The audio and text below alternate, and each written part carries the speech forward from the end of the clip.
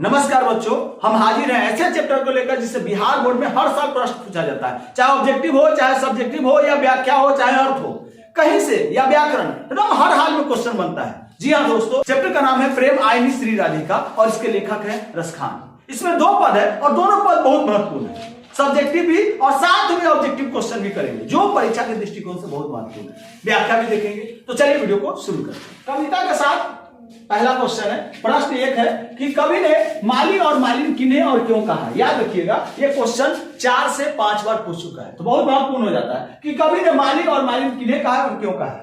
कवि ने माली और मालिन जो है राधा और कृष्ण को कहा। कृष्ण जो है माली है और राधा जो है मालिन है। क्यों कहा है? क्योंकि ये दोनों मिलकर प्रेम को बढ़ाने का काम कर रहे हैं, पुष्पित करने का काम कर रहे हैं, पल्वित कर रहा है, इसीलिए इन्हें क्या कहा गया है? माली और मालिन कहा गया। जिस तरह माली और मालिन बगीचे को सींचते हैं, उसी तरह कृष्ण और राधा प्रेम को सींच रहे हैं, प्रेम को बढ़ा रहे हैं। चलिए देखिए उत्तर। श्री कृष्ण और राधा को माली और मालिन कहा गया। किसको? श्री कृष्ण और राधा को। इसका कारण यह है कि राधा और कृष्ण प्रेम रूपी बगीचे की देखभाल करते हैं। कौन? राधा और कृष्ण। जिस प्रकार माली बगीचे को सींचकर फूल खिलाते हैं, उसी प्रकार राधा और कृष्ण क्या करते हैं? प्रेम को विकसित और पुष्पित करते हैं। कौन? राधा और कृष्ण। यहाँ प्रेम को बगीचे के रूप में और राधा कृष्ण को उसके संरक्षक के रूप में, यानी प्रेम जो है वो बगीचा है और राधा कृष्ण क्या है? संरक्षक है। दोनों मिलकर अच्छा कर रहे हैं। किसको? प्रेम को संरक्षित करने का काम। क्वेश्चन नंबर 2 है द्वितीय दोहे का काव्य संदर्भ स्पष्ट कीजिए।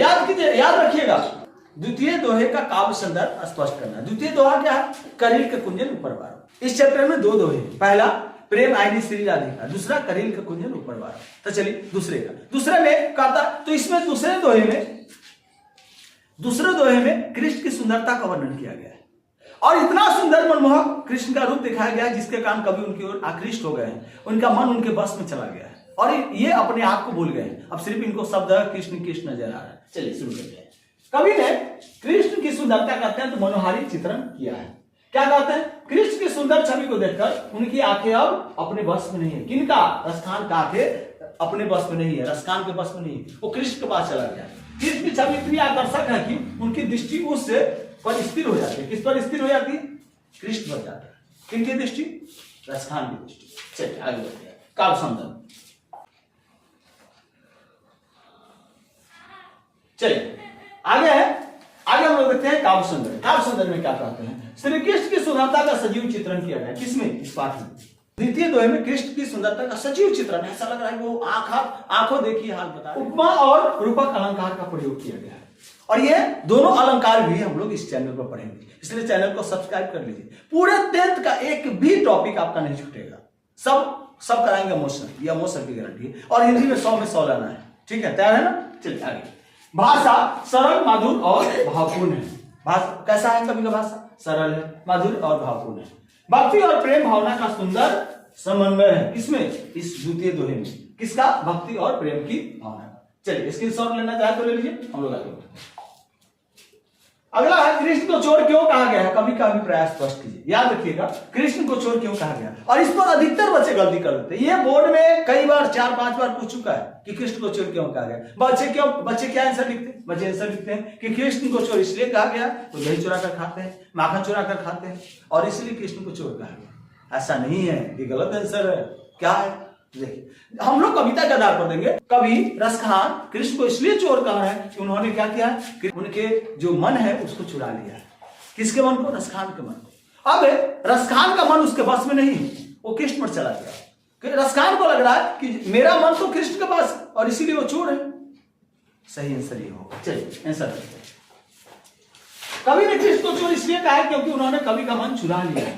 कृष्ण की मोहक छवि इतनी आकर्षक है कि कवि का मन उनके बस से बाहर हो गया है, कृष्ण के पास चला गया हुआ। कवि का अभिप्राय है कि कृष्ण के प्रेम में डूबकर कवि अपना सब कुछ भुला गया है। कवि जो है सब कुछ भूल चुका है और इसीलिए कवि जो है कृष्ण को क्या कह रहा है? चोर कह रहा है। समझ आया कि चोर इसलिए कह रहे हैं कि उनका मन उनके बस में नहीं। किनका मन? कवि का मन उनके बस में नहीं है। कवि का मन कहां चला गया? कृष्ण के पास चला गया है। ठीक है, आगे कहते हैं भूल गया है। उनका मन पूरी तरह कृष्ण में समर्पित हो गया। कहां? उनका मन पूरी तरह कहां गया? कृष्ण में समर्पित हो गया। यहाँ चोर शब्द प्रेम और भक्ति की भावना को व्यक्त करने के लिए प्रयोग किया गया। चोर जो शब्द है वो इसलिए व्यक्त किया गया कि उससे भक्ति और प्रेम की भावना व्यक्त हो रही है, इसीलिए यहाँ चोर शब्द का प्रयोग किया गया है। चलिए आगे बढ़ते हैं क्वेश्चन नंबर 3 पर। 4 है सवयव में कवि की कैसी आकांक्षा प्रकट होती है? किसमें? भावार्थ बताइए। किसमें? इस सवयव में कवि की कैसे आकांक्षा प्रकट होती है? कवि क्या चाह रहे हैं? कवि हमेशा ब्रजभूमि को देखना चाह रहे हैं, वो कृष्ण को देखना चाह रहे हैं, वो पलक भी अपना झपकाना नहीं चाह रहे, चाह रहे हैं कि बस मुझे कृष्ण ही कृष्ण दिखाई दे, इस ब्रजभूमि में ही रह जाए, ब्रजभूमि के बाग को देखे, तालाब को देखे, वन को देखे, वही रह जाना चाह रहे। चलिए उत्तर स्टार्ट करते हैं। साहित्य में कवि की आकांक्षा प्रकट होती है कि वे ब्रजभूमि में रहकर कृष्ण की लीलाओं का दर्शन करें। कवि कहते हैं कि वे तीनों लोगों का राज, तीनों लोग का जो राज है, सुख है, आठों सिद्धियां और नवनिधि का जो सुख है उसको भी त्याग कर कहां रहना चाह रहे हैं? ब्रज में रहना चाह रहे हैं, ब्रजभूमि में रहना चाह रहे हैं। ठीक है, कौन? रसखान। वो रसखान जो है ब्रज को छोड़ना नहीं चाह रहे हैं, वो चाह रहे हैं यहाँ रहे और सिर्फ कृष्ण को देखते रहे, उनकी लीला को देखते रहे, वो जहां लीला की है उस भूमि को देखते रहे और यहीं पर रहे। वो वहां से हटना भी नहीं चाह रहे, वहां से अपने आप को हटाना भी नहीं चाह रहे। चलिए भावार्थ है कवि के लिए संसारिक सुख संपत्ति का कोई महत्व नहीं। किसके लिए? कवि के लिए। कवि के लिए संसार के जो सुख सुविधा उसका कोई महत्व नहीं, सब कुछ है कृष्ण के दर्शन के आगे सब छोटा पड़ गया। इसलिए भारतेंदु हरिश्चंद्र ने कहा था इन मुसलमान हरिजन पर कोटिन हिंदू वारी। किनके लिए? रसखान के लिए कहा कि इस मुसलमान पर करोड़ों हिंदू को नौछावर किया जा सकता, इतना प्रेम कहां से आएगा? चलिए आगे। उनके लिए सबसे बड़ा सुख कृष्ण की सेवा और ब्रजभूमि में निवास करना है, कृष्ण की सेवा करना है और ब्रजभूमि में निवास करना है। किसके लिए? कवि रसखान के लिए। या उनकी गहरी भक्ति और प्रेम भावना को दर्शा है, गहरी भक्ति और प्रेम भावना को दर्शा रहा है। कौन? ये जो सवैया है। चलिए क्वेश्चन नंबर 5 पर चलते हैं। क्वेश्चन नंबर 5 क्या होगा? व्याख्या करना। क्या करना? व्याख्या। मन पावन चित चोर पलक ओट नहीं कर सकते। कहते हैं मेरा मन पावन हो गया है, किसके कारण? चिचोर के कारण, जो चीज चुराने वाला है उसके कारण, और पलक ओट नहीं कर सके, मेरा जो दोनों पलक हो सक नहीं रहा है। चलिए तो मन पावन चिचोर पलक ओट नहीं कर सके। मेरा मन, जब से मैंने कृष्ण को देखा है, मेरा मन जो है पावन हो गया है, पवित्र हो गया है। मेरा मन मेरे बस में नहीं, कृष्ण के पास चला गया है। आप पलक ओट नहीं कर सकते, और दोनों जो पलक है वो सक नहीं रहा, वो सिर्फ कृष्ण को ही देखना चाह रहा है, कृष्ण के अलावा कुछ नहीं देखना चाह रहा है, उनके ब्रज के अलावा कुछ नहीं देखना चाह रहा है, वहां की तालाब पोखर के अलावा कुछ नहीं देखना चाह रहा है। चलिए प्रस्तुत पंक्ति में कवि कहते हैं कि कृष्ण पवित्र मन को चुराने वाले हैं। ठीक है, उनकी सुंदर छवि इतनी आकर्षक है कि कवि अपने आंखों को उनसे हटाकर पलक नहीं झपकना चाहते, वो चाह रहे हैं सिर्फ उनको ही देखते रहे, पलक झपकना भी नहीं चाह रहे। अर्थात कवि का मन पूरी तरह कृष्ण में लीन हो गया। पूरी तरह कहां लीन हो गया? कृष्ण में। वे हर समय सिर्फ कृष्ण का दर्शन करना चाह रहे हैं, वो कृष्ण के अलावा और कुछ नहीं चाह रहे, सिर्फ अपने आंखों से कृष्ण का ही दर्शन चाह रहे हैं। ठीक है, और यहां तक कि अपने पलक को भी झपकाना नहीं चाह रहे। उन्हें लग रहा है कि पलक झपकाएंगे तो थोड़ा देर के लिए कृष्ण का दर्शन नहीं होगा, और इसीलिए वो पलक को झपकाना भी नहीं चाह रहे। आगे है उनका, वो हर समय कृष्ण का दर्शन करते। यहाँ कृष्ण के प्रति कवि की गहरी प्रेम और भक्ति भावना को व्यक्त करता है। कौन? ये दोहा। कृष्ण के प्रति उनका गहरा प्रेम जो है, भक्ति भावना, उसको ये दोहा व्यक्त कर रहा है। ठीक है, आगे बढ़े। चलिए अगला क्वेश्चन 5 के ख है, भी व्याख्या करना। और याद रखिएगा व्याख्या 5 नंबर क्या आता है। व्याख्या से भी इस चैप्टर से व्याख्या से भी प्रश्न आ चुका है, इसलिए बहुत महत्वपूर्ण है। रसखान कबो इन आंखों से ब्रज के बनवाग तराग निहाल। कहते हैं रसखान कभी इन आंखों से क्या देख रहे हैं? ब्रज के जो बाग है, तालाब है, पोखर है, उसको देख रहे हैं। कवि जो है वही रह जाना चाह रहे हैं, उसी को देखना चाह रहे हैं। व्याख्या, कवि रसखान अपनी इच्छा व्यक्त करते हैं किसके द्वारा? इस पंक्ति में। वे अपनी आंखों से ब्रज के वन, बगीचे, तालाब का दर्शन करना चाह रहे हैं। कौन? कवि के लिए ब्रजभूमि अत्यंत पवित्र है और प्रिय है, क्योंकि यहाँ कृष्ण की लीला स्थित है। इसी ब्रजभूमि में कृष्ण लीला की है, इसीलिए उनके लिए पवित्र है और प्रिय है। वहां के प्राकृतिक सौंदर्य को देखकर उन्हें आनंद प्राप्त करना चाह रहे हैं। कौन आनंद प्राप्त करना चाह रहे हो? रसखान करना चाह रहे हैं। उनके लीला को, जहां वो कृष्ण लीला की है, उस जगह को बराबर देखते रहना चाह रहे हैं, उसको छोड़ना नहीं। आप इसका स्क्रीनशॉट लेना चाहते ले लीजिए। अब हम लोग आगे बढ़ेंगे। अब हम भाषा की बात में आ गए। यहाँ से भी प्रश्न पूछता है, हर साल पूछता है।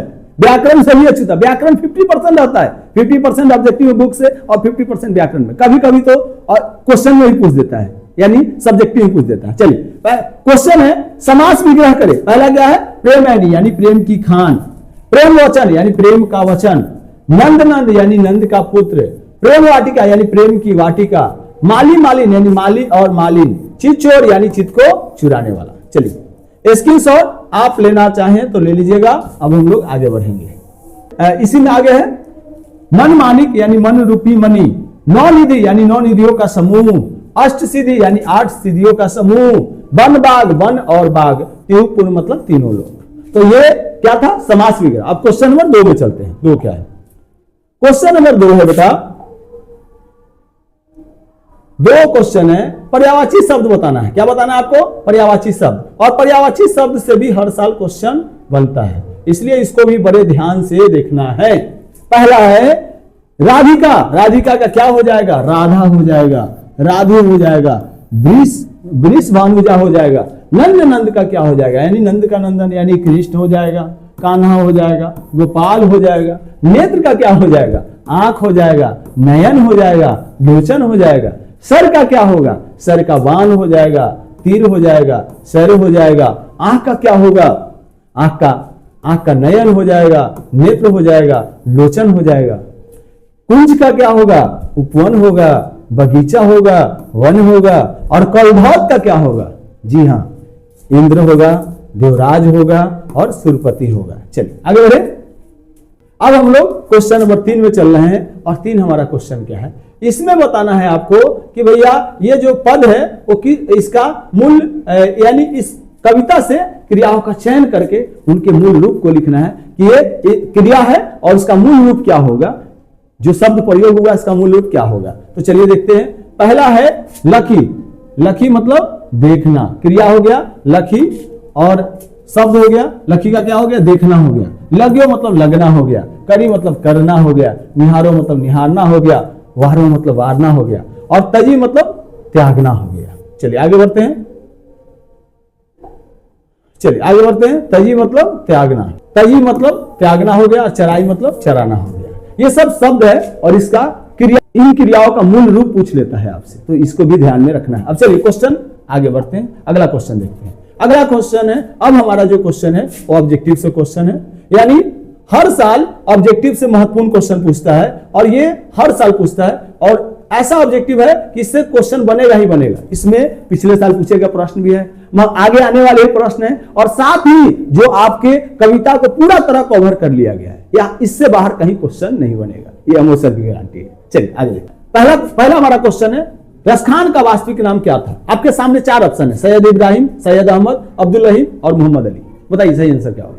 जी हाँ, सही आंसर हमारा होगा सैयद इब्राहिम। चूंकि ये मुस्लिम थे और ये इनका वास्तविक नाम जो था वो सैयद इब्राहिम था। अगला क्वेश्चन आपके सामने है, रसखान किस काल के कवि थे? आदिकाल, भक्तिकाल, रीतिकाल, आधुनिकाल। चलिए आंसर कीजिए, बात नहीं कीजिए, आंसर कीजिए। और सही आंसर क्या होगा? भक्तिकाल। चलिए अगला क्वेश्चन, रसखान किस भक्ति धारा से जुड़े हुए थे? राम भक्ति धारा, कृष्ण भक्ति धारा, शिव भक्ति धारा, शक्ति भक्ति धारा होना, शक्ति हो गया, शक्ति। चलिए सही आंसर बताइए। जी हाँ, सही आंसर क्या होगा? कृष्ण भक्ति धारा से ये जुड़े हुए थे। अगला क्वेश्चन, एक क्वेश्चन कई बार पूछ चुका है, इसलिए ध्यान में रखिएगा। अगला क्वेश्चन, रसखान के गुरु कौन थे? ये भी क्वेश्चन कई बार बन चुका है। सही बताइए, तुलसीदास, कबीर, गोस्वामी विठलनाथ, सूरदास। जी हाँ, सही आंसर क्या होगा? गोस्वामी विठलनाथ। ये भी क्वेश्चन कई बार बन चुका है। अगला क्वेश्चन आपके सामने है, गोस्वामी विठलनाथ ने रसखान को किस मार्ग की दीक्षा दी? ज्ञान मार्ग, कर्म मार्ग, पुष्टि मार्ग, योग मार्ग। जी हाँ, सही आंसर क्या होगा? सही आंसर होगा पुष्टि मार्ग। अगला क्वेश्चन, ये भी क्वेश्चन कई बार बन चुका है, ध्यान रखिएगा। चलिए अगला क्वेश्चन, रसखान मूल रूप से किस धर्म के थे? हिंदू, मुस्लिम, सिख, जैन। तो सही आंसर क्या होगा? मुस्लिम होगा। चलिए अगला क्वेश्चन, मुगल आक्रमण के समय रसखान कहां से भागकर बड़ा जा गए? दिल्ली से, आगरा से, दिल्ली से, लखनऊ से, पटना से। याद रखिएगा, दिल्ली में पठान राजवंश का शासन था और वहां पर मुगल जब आक्रमण किए तो चूंकि ये भी पठान वंश के थे, कौन, रसखान, और इसलिए वो वहां से भाग खड़े हुए। तो सही आंसर हमारा क्या होगा, दिल्ली होगा। अगला क्वेश्चन, रसखान ने अपना जीवन कहां बिताया, काशी में, अयोध्या में, ब्रज में, मथुरा में। सही आंसर, जी हाँ, सही आंसर है ब्रज में। वो ब्रज में आकर कृष्ण भक्ति में तल्लीन हो गए थे, वही रह गए, पूरा जीवन वही रह गया। अगला क्वेश्चन, ये क्वेश्चन ही बन चुका है इसलिए ध्यान रखिएगा। अगला क्वेश्चन, रसखान की प्रसिद्ध रचना कौन सी है, रामचरितमानस, प्रेम वाटिका, पद्मावत, साकेत। सही आंसर क्या होगा, जी हाँ, सही आंसर क्या होगा, प्रेम वाटिका। इनकी प्रसिद्ध रचना कौन है, प्रेम वाटिका है। आगे, रसखान ने किस भाषा में काव्य रचना की है, संस्कृत में, अवधी में, ब्रज में, खड़ी बोली में। सही आंसर क्या होगा, जी हाँ, सही आंसर क्या होगा, ब्रज भाषा में। इनकी रचना किस भाषा में, ब्रज भाषा में। इनमें से कौन कवि पठान राजवंश में उत्पन्न हुए थे, ये क्वेश्चन बन चुका है, पहले ही बोर्ड में बन चुका है। तो गुरु नानक, प्रेमगन, कवि, रसखान। सही आंसर बताइए, जी हाँ, सही आंसर क्या होगा, रसखान। ये मन होगा, मान हो गया है, ये मन होगा, ये मन होगा, मान हो गया। मन पावन चित्चोर में चित्चोर किसे कहा गया है, राम को, कृष्ण को, शिव को, विष्णु को। ये क्वेश्चन भी बन चुका है, तो सही आंसर क्या होगा, कृष्ण को। लकुटी का अर्थ क्या, ये अर्थ से भी क्वेश्चन पूछ लेता है और ये क्वेश्चन बन चुका है। छोटी लाठी, वान, आंख, इनमें से सभी। तो सही आंसर क्या होगा, छोटी लाठी। चलिए अगला क्वेश्चन, रसखान ने ब्रज की किस वस्तु से प्रेम किया, महल, जंगल, धूल, नदी। सही आंसर क्या होगा, सही आंसर होगा धूल। उनको सबसे प्रेम था, लेकिन वहां मिट्टी में वो बस जाना चाहते हैं, रस जाना चाह रहे थे, वही रह जाना चाह रहे थे। अगला, संप्रदाय मुक्त कृष्ण कवि कौन थे, घनानंद, सुमित्रानंदन पंत, रसखान, कबीर। और सही आंसर क्या होगा, रसखान। चूंकि ये मुस्लिम थे, ये हिंदू नहीं थे, मुस्लिम थे, फिर भी ये हिंदू भक्ति धारा में कविता लिखते हैं और कृष्ण के भक्त होकर रह जाते हैं। भारतेंदु, चलिए अगला क्वेश्चन है आपके सामने 16वां। भारतेंदु हरिश्चंद्र ने रसखान के बारे में क्या कहा, क्वेश्चन बन चुका है, पहले ही बोर्ड में बन चुका है, इसलिए बहुत महत्वपूर्ण है। वे महान राजा थे, वे महान योद्धा थे, इन मुसलमान हरिजन पे कोटिन हिंदू वारिये, और वे महान वैज्ञानिक थे। सही आंसर बताइए क्या होगा, जी हाँ, सही आंसर होगा इन मुसलमान हरिजन पे कोटिन हिंदू वारिये। इस मुसलमान हरिजन पर करोड़ों हिंदुओं को नौछावर किया जा सकता है। किसने कहा था, याद रखिएगा, भी याद रखिएगा कि भारतेंदु हरिश्चंद्र ने कहा था ये चीज। अगला क्वेश्चन 17, प्रेम नयनी श्री राधिका शीर्षक छंद किस ग्रंथ से संकलित है। 4 ऑप्शन है आपके सामने, प्रेम वाटिका, सुजान रसखान, कुरान और महाभारत। देखिए, प्रेम वाटिका और सुजान रसखान दोनों उन्हीं की रचना है, किसकी, रसखान की। लेकिन जो ये छंद लिया गया है, ये कहां से लिया गया, प्रेम वाटिका से। तो सही आंसर प्रेम वाटिका होगा। अगला क्वेश्चन, सवैया छंद में कौन प्रसिद्ध थे, तुलसीदास, सूरदास, घनानंद, रसखान। याद रखिएगा, ये भी क्वेश्चन बोर्ड में आपका बन चुका है और इसका सही आंसर होगा रसखान होगा। सही आंसर रसखान होगा। अगला, रसखान की कविता है सुजान रसखान, प्रेम वाटिका, कृष्ण लीला और रामायण। याद रखिएगा, ये दोनों उन्हीं की रचना है, यहां दोनों होना चाहिए था, ये मिसिंग है। ये दोनों उन्हीं की रचना है। किनकी, रसखान की। यही दोनों उनकी मूल रूप से उनकी दो ही रचना पाई जाती है, सुजान रसखान, प्रेम वाटिका। और लास्ट क्वेश्चन आपके सामने है, रसखान का रचना काल था, ये भी बन चुका है, पूर्व में ही बोर्ड में क्वेश्चन बन चुका है। शाहजहां का शासनकाल, जहांगीर का शासनकाल, अकबर का शासनकाल, हुमायूं का शासनकाल। और सही आंसर क्या होगा, सही आंसर होगा जहांगीर का शासनकाल। ये 20 ऑब्जेक्टिव था और मुझे पूर्ण उम्मीद है कि यहां से क्वेश्चन बनेगा ही बनेगा। इस वीडियो को फिर से एक बार देख लीजिएगा और इसी तरह पूरे हिंदी की तैयारी के लिए आप इस चैनल को सब्सक्राइब कर लीजिए, वीडियो को लाइक कर दीजिएगा। आगे हम लोग मिलते हैं, तब तक के लिए बहुत बहुत धन्यवाद, थैंक यू।